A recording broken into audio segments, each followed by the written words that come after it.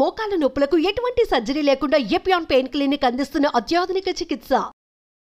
నమస్తే, welcome to Suman TV. నేను మానస. ప్రపంచవ్యాప్తంగా కూడా మనకి కోవిడ్ కేసెస్ మళ్ళీ పెరిగిపోతున్నాయి. కరోనా మళ్ళీ విజృంభిస్తోంది. ఇప్పుడు తెలుగు రాష్ట్రాల్లో కూడా ఈ కేసెస్ ఎక్కువగా నమోదవుతున్నాయి. మరి ఈ నేపథ్యంలో అసలు ఇప్పుడు వచ్చినటువంటి కొత్త వేరియంట్ ఏంటి, అసలు ఎలాంటి జాగ్రత్తలు తీసుకోవాలి అనే విషయాలు మనం తెలుసుకుందాము. డాక్టర్ వెంకటలక్ష్మి గారు మనతో పాటు ఉన్నారు, పల్మనాలజిస్ట్ ఫ్రమ్ కిమ్స్ హాస్పిటల్. తనతో మాట్లాడదాం. వెంకటలక్ష్మి గారు నమస్తే అండి. నమస్తే అండి మ్యామ్. ఇప్పుడు చూసినట్లయితే కేసెస్ మళ్ళీ పెరిగిపోతున్నాయి, కరోనా మళ్ళీ విజృంభిస్తోంది. సో దీనికి గల కారణాలు ఏంటంటారు? ఫస్ట్ ఆఫ్ ఆల్ మనకి ఇమ్యూనిటీ వేనింగ్ ఉన్నట్టు ఉన్నాయి ఇప్పుడు ప్రూఫ్స్. అంటే మనకు వ్యాక్సినేషన్ ద్వారా కానీ వచ్చిన ఇమ్యూనిటీ, ప్రీవియస్ కోవిడ్ వల్ల ఇమ్యూనిటీ వచ్చింది, కొంచెం వేనింగ్ ఫేజ్ అంటే తగ్గిపోయే ఫేజ్ లో ఉంది. ఆ ఇమ్యూనిటీ తగ్గినప్పుడల్లా మనం ముందు అనుకున్నట్టే కోవిడ్ అనేది ఎప్పటికీ మన మధ్యలోంచి వెళ్ళిపోదు. ఇది ఫ్లూ లాగా, ఒక ఇన్ఫ్లుయెన్జా లాగా మన సొసైటీలోనే ఆన్ అండ్ ఆఫ్ ఉంటుంది. అలా అంటే మధ్యలో కొన్ని కేసెస్ వచ్చి తగ్గడం అలా చూస్తూ ఉన్నాం. కాకపోతే ఇలా నంబర్ ఆఫ్ కేసెస్ ఒక్కటేసారి పెరిగింది అంటే ఒక పెద్ద మ్యూటేషన్ జరిగినట్టు. అంటే కంప్లీట్ గా ఆ వైరస్ అనేది మ్యూటేట్ అయ్యి వేరేగా ఇప్పుడు మనకున్న ఇమ్యూనిటీ దానికి పని చేయనట్టు. సో ఒకరి నుంచి ఒకరికి ఫాస్ట్ గా వ్యాపించడం అనేది జరుగుతుంది. సో ఈ స్ప్రెడ్ ఎక్కువ ఉండడం, విరులెన్స్ ఎక్కువ ఉండడం అనేది ఒక shift and drift mutations virus ఒక లక్షణాలు అన్నమాట. ఇన్ఫ్లుయెన్జా వైరసెస్ కానీ ఇలా సీజనల్ ఫ్లూస్ లో కానీ చూసేది మనం ఇప్పుడు కోవిడ్ లో కూడా అదే గమనిస్తున్నాం. సో సేమ్ ఒమైక్రాన్ వేరియంటే, అందుకే దీని స్ప్రెడ్ అనేది ఎక్కువగా ఉంది. సో ఇప్పుడు గతంలో కన్నా ఇప్పుడు వచ్చినటువంటి కొత్త వేరియంట్ అంత డేంజరస్ అంటారా? ఎక్కువగా కేసెస్ నమోదు అవుతున్నాయి కాబట్టి ఎలాంటి జాగ్రత్తలు తీసుకోవాలంటారు? డెఫినెట్ గా మనకి విరులెన్స్ అనేది over time number of cases పెరిగినప్పుడు ఎంత డెత్ పర్సెంటేజ్, ఎంత మార్టాలిటీ, హాస్పిటలైజేషన్ ఎంత చూస్తున్నాం దాన్ని బట్టి డిసైడ్ చేయగలము.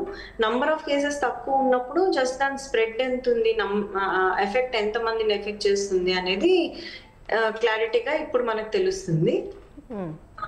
అంత డేంజరస్ గా ఉండే స్ట్రెయిన్స్ అయితే ఒమైక్రాన్ నుంచి అన్ఎక్స్పెక్టెడ్ సేమ్ వేరియంటే కాబట్టి. బట్ నంబర్ ఆఫ్ డెత్స్ ఇప్పుడైతే 1-2 అలా వినిపిస్తున్నాయి ఇండియాలో కూడా.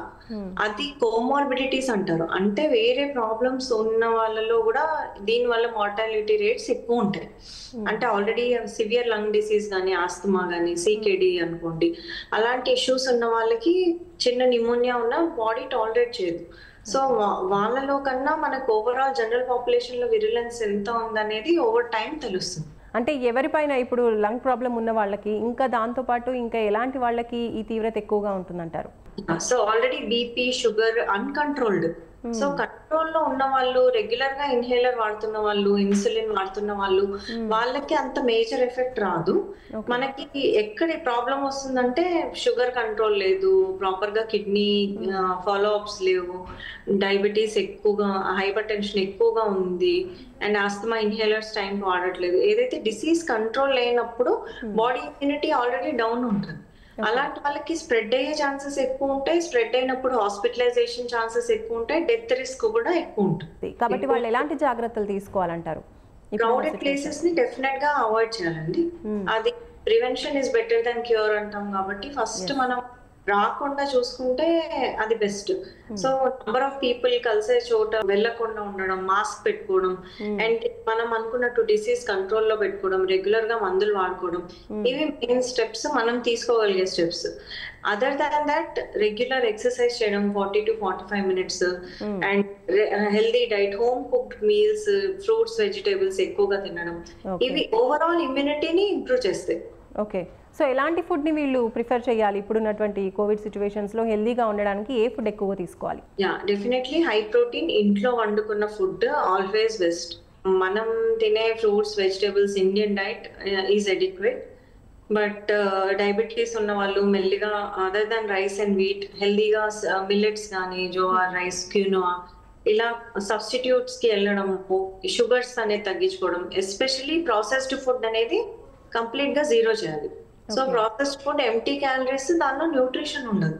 మెయిన్ ఇప్పుడు మనం చూసే ఒబేసిటీ, చైల్డ్హుడ్ ఒబేసిటీ అండ్ పెద్దవాళ్ళలో ఓవర్ వెయిట్ ఉండడము, వెయిట్ వాళ్ళు ఎక్కువ కోవిడ్ లో డెత్స్ అవ్వడం ఇవన్నీ కూడా ప్రాసెస్డ్ ఫుడ్, ఓవర్ వెయిట్ ఉన్న వాళ్ళలో ఇన్ఫ్లమేషన్ ఎక్కువగా ఉండడం. ఇన్ఫ్లమేషన్ అంటే ఈ కోవిడ్ వల్ల cytokine storms and inflammatory storms చూస్తాం అనమాట.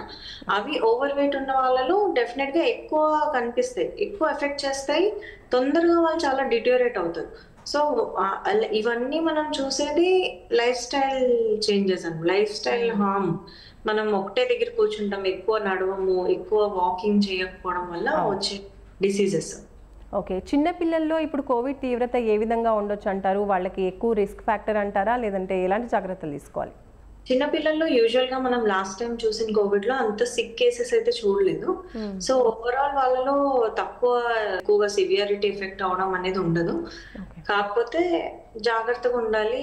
అండ్ ఆల్రెడీ ఆస్తమా ఉన్న వాళ్ళు రెగ్యులర్ ఇన్హేలర్స్ వాడుకోవాలి. చిన్న పిల్లల్లో కూడా మనం ఆస్తమా చూస్తాము, వాళ్ళ వ్యాక్సినేషన్స్ టైంకి ఇవ్వాలి. వాళ్ళు హెల్దీగా తిని హెల్దీ ఇమ్యూనిటీ ఉంటే ఇలాంటి వైరల్ ఇన్ఫెక్షన్స్ కామన్ కోల్డ్ లాగే వచ్చి వెళ్ళిపోతాయి. ఓకే, గత వేరియంట్కి ఈ వేరియంట్కి అంటే తీవ్రత ఎక్కువగా ఉంటుంది అంటారా? అసలు ఏ విధంగా ఉంటుంది? ఇప్పుడు వచ్చినటువంటి ఈ వేరియంట్ ఎన్ని రోజులు సస్టైన్ అవుతుంది మనిషి లోపల ఎంటర్ అయితే? సో 3 to 6 months మనకి పీక్ కనిపిస్తుంది. యూజువల్ గా వైరల్ ఇన్ఫెక్షన్స్ పెరిగి నంబర్స్ పెరిగి కమ్యూనిటీలో పూర్తిగా స్ప్రెడ్ అయ్యి మనకి సిగ్నిఫికెంట్ పాండమిక్ రావడానికి యూజువల్ గా ఆ లోపు మనం కట్ డౌన్ చేసుకోలేకపోతే 3 to 6 months లో ఫుల్ బ్రౌన్ ప్రపోర్షన్స్ లో కేసెస్ చూస్తాం మనం.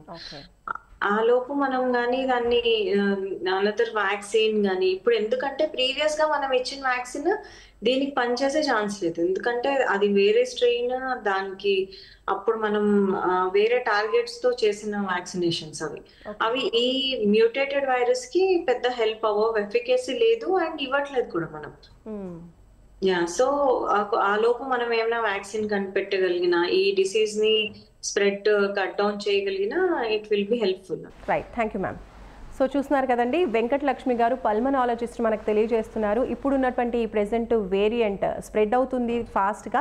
అయితే గతంలో తీసుకున్నటువంటి వ్యాక్సిన్స్ అనేది గతంలో పనిచేశాయి, ఇప్పుడు మళ్ళీ కొత్త వ్యాక్సిన్ అనేది ఈ కోవిడ్కి తీసుకురావాల్సి ఉంటుంది. ఆ లోపు మాత్రం చాలా జాగ్రత్తగా ఉండాలి. ఏదేమైనప్పటికీ కూడా ఎక్కువగా క్రౌడీ పీపుల్ అంటే క్రౌడ్ ఉన్నటువంటి చోటుకి వెళ్లకుండా జాగ్రత్తలు తీసుకుంటూ సేఫ్గా ఉండాలని మనకు డాక్టర్ గారు తెలియజేస్తున్నారు. చూస్తూనే ఉండండి సుమన్ టీవీ. నమస్తే.